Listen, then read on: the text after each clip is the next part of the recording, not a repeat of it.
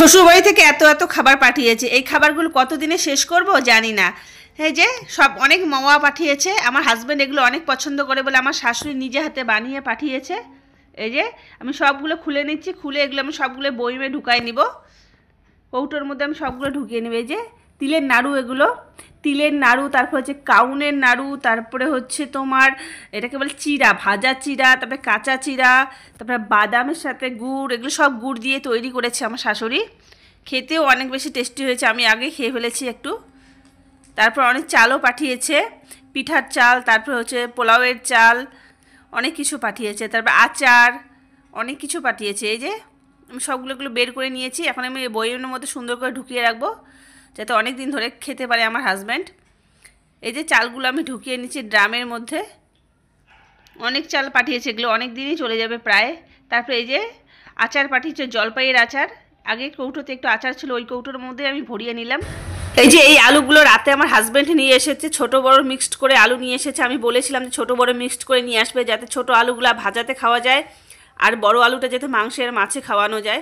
এই যে এদিকে লাউ আমি কেটে নিলাম, এই লাউটা অনেক দিন হয়ে গেছে, প্রায় 4-5 দিন হয়ে গেল। লাউটা জানি না সেদ্ধ হবে কি না। আমার লাউ, মাছের মাথা দিয়ে লাউ খেতে অনেক বেশি ভালো লাগে, মাছের মাথা ছিল না বলে আমি লাউটা রান্নাই করছিলাম না। এই যে কালকে রাতে মাছ নিয়ে এসেছিলো, এই মাছগুলো আমি পরিষ্কারই করিনি, কি ঠান্ডা পানি, ভয়ে আমি পরিষ্কার করিনি। আজকে মাছগুলো পরিষ্কার করে ফ্রিজে রেখে দিচ্ছি। তারপরে মাছের মাথাটা দিয়ে আমি লাউ রান্না করব।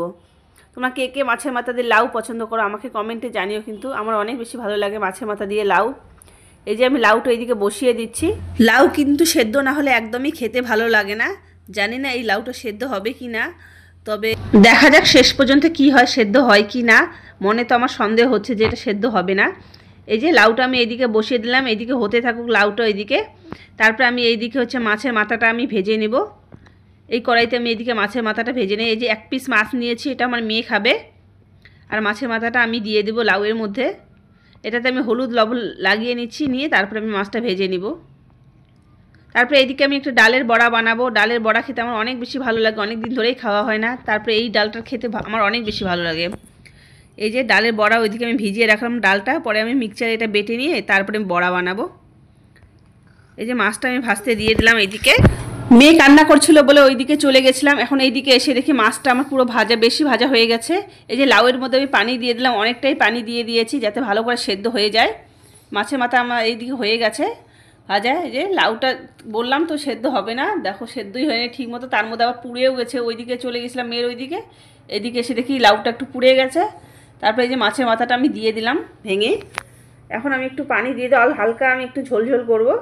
এই যে ধনিয়া পাতা দিয়ে দিলাম। ভিডিওটা এই পর্যন্তই শেষ করলাম, সবাই ভালো থাকবেন।